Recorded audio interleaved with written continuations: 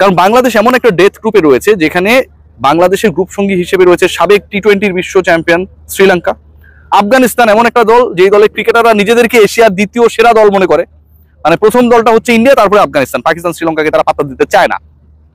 Third যে point সেটা হচ্ছে এই গ্রুপের এই তিনটা শক্তিশালী দল মানে বাংলাদেশ, শ্রীলঙ্কা এবং আফগানিস্তান, তাদের মধ্য থেকে পরের রাউন্ডে টপ 4-এ যাবে দুটা। সো এই হিসাব নিকাশ করলে অন্তত এক দলকে বাদ পড়তে হবে, এবং এই তিন দলই যদি আফগানিস্তানের বিপক্ষে হংকং এর বিপক্ষে জয় পায় তাহলে জয়ের স্টাইলটা খুব গুরুত্বপূর্ণ। লিটন বলেছেন যে আগে আমরা জয়টা রেজিস্টার করতে চাই, অ্যান্ড দেন কতটুকু অ্যাটাকিং ক্রিকেট খেলা হবে, রান রেটের চিন্তা আসলে কতটুকু আমরা করবো বা করবো না সেটা তারা ডিসাইড করবে। রান রেটের চিন্তা, বড় ব্যবধানে জয় এনশিওর করার চিন্তা করতে গিয়ে যদি হেরে বসে দল, সেই টেনশনটা বাংলাদেশ টিম ম্যানেজমেন্ট ক্যাপ্টেন অন্তত করতে চান না। Quite logical. 11 নিয়ে অনেক ডিসকাশন হবে, কারণ 11টা নিয়ে অনেক ডিসকাশন হওয়ার কারণ হচ্ছে সবশেষ দুই সিরিজে অনেক অনেক বেশি এক্সপেরিমেন্ট হয়েছে। শ্রীলঙ্কার বিপক্ষে 11-এ না থাকা, স্কোয়াডেই না থাকা দুজন ক্রিকেটার সাইফ এবং নুরুল হাসান সোহান, তারা দুজন সবশেষ পাকিস্তান সিরিজে শুধু দলে ঢোকেন নাই, তারা এশিয়া কাপের মূল স্কোয়াডেও রয়েছেন। খেয়াল করে দেখুন, শ্রীলঙ্কার বিপক্ষে তারা ছিলেনই না, তারাই এশিয়া কাপের মূল স্কোয়াডে রয়েছেন। সাইফকে নিয়ে অনেকের মধ্যে অনেক ইস্যুস ছিল, সোহানকে নিয়ে যতটা আলোচনা ছিল সাইফের তুলনায় আলোচনাটা বেশি ছিল। সেই সাইফ নাম্বার 4-এ সুযোগ পেয়ে 189 স্ট্রাইক রেটে ব্যাট করেছেন, 19 বলে 36 রানের একটা ইনিংস খেলেছিলেন, ছক্কা মেরেছেন 3-4টা, বল হাতে সফল হয়েছেন, ক্যাপ্টেনের অপশন বাড়িয়েছেন, তাওহিদ হৃদয়ের জায়গাটাকে নড়বড়ে করে দিয়েছেন।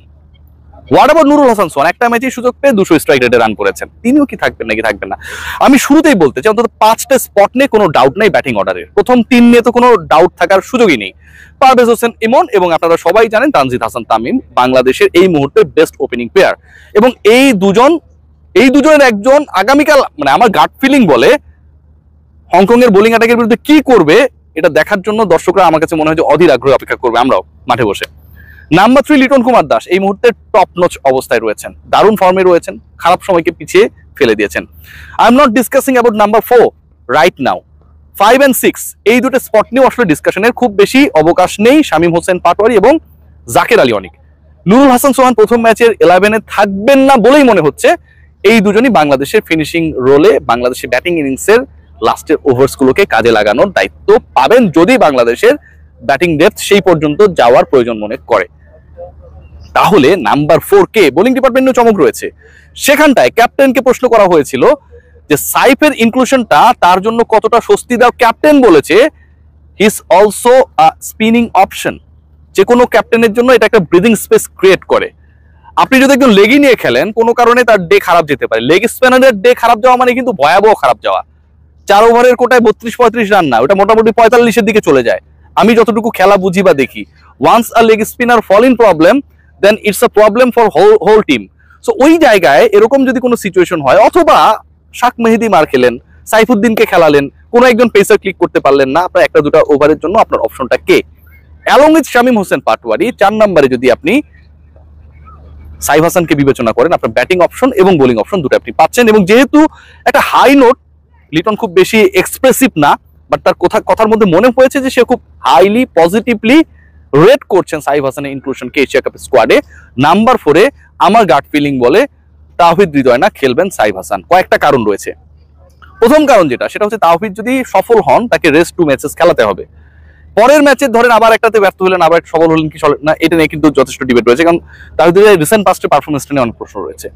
সাইফ হাসানকে যদি আপনি খেলাতে পারেন বা খেলান, প্রথমত আপনার বোলিং অপশন বাড়ছে, আপনি প্র্যাকটিস করিয়ে নিতে পারছেন। এরপরে যেই দুই প্রতিপক্ষ আফগানিস্তানে খেয়াল করেন, হংকং এর বিপক্ষে প্রথম 10 ওভারে তারা 77 করেছিল, শেষ 10 ওভারে করেছে 111, শেষ 4 ওভারে করেছে 69 রান। খেয়াল করে দেখুন। So you need some extra options.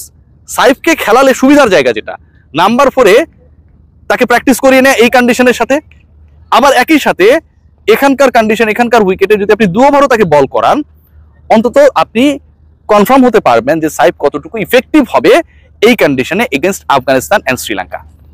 So ওই জায়গা থেকে আমার কাছে মনে হয় যে team management, captain, they are highly waiting for Saif Hasan's performance and his inclusion. আমার কাছে মনে হচ্ছে পরের ম্যাচে নাম্বার 4 সাইফ হাসান হতে যাচ্ছে। পরে যে 5টা স্পট, ওই স্পটে আসলে স্পিনিং অপশন নিয়ে আলোচনা রয়েছে, পেস স্পট নিয়ে আলোচনা রয়েছে, এবং এই আলোচনাটা আমরা গত দুদিন থেকে করছি।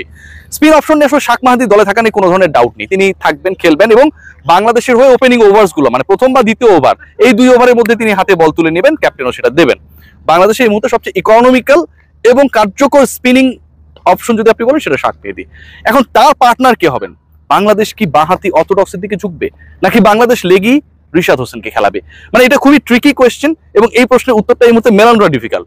ধরুন বাংলাদেশ হংকং এর বিপক্ষে না খেলে এই ম্যাচটা পাকিস্তানের বিপক্ষে খেললো, শ্রীলঙ্কার এগেনস্টে খেললো, তাহলে আপনি না একটা ক্যালকুলেশন করতে পারবেন যে আমি আসলে কাকে প্রয়োজন আমার দলে, আমার লেগ স্পিনার দরকার নাকি বাঁহাতি অর্থোডক্স। কেন? কারণ ওই টিমগুলোর যে ব্যাটিং অপশনস রয়েছে সেই অপশনস গুলো সম্পর্কে আপনার একটা ক্ল্যারিটি রয়েছে, একটা ক্লিয়ার আইডিয়া রয়েছে, আপনার অ্যানালিসিস রয়েছে। But হোয়েনেভার your opponent is Hong Kong, সেই দলের বিপক্ষে আপনার কে ক্লিক করবে কে করবে না, এই আইডিয়াটা কিন্তু আপনি অন্তত কোনো অ্যানালিস্টের কাছ থেকে প্রপারলি পাবেন না, যতটুকু আপনি শ্রীলঙ্কা সম্পর্কে পেতে পারতেন, ইন্ডিয়া সম্পর্কে পেতে পারতেন, আফগানিস্তান সম্পর্কে পেতে পারতেন, পাকিস্তান সম্পর্কে পেতে পারতেন। সো এখানটা আমার কাছে মনে হয় মানে রাইট নাও টিম একটা ট্রিকি অবস্থায় রয়েছে।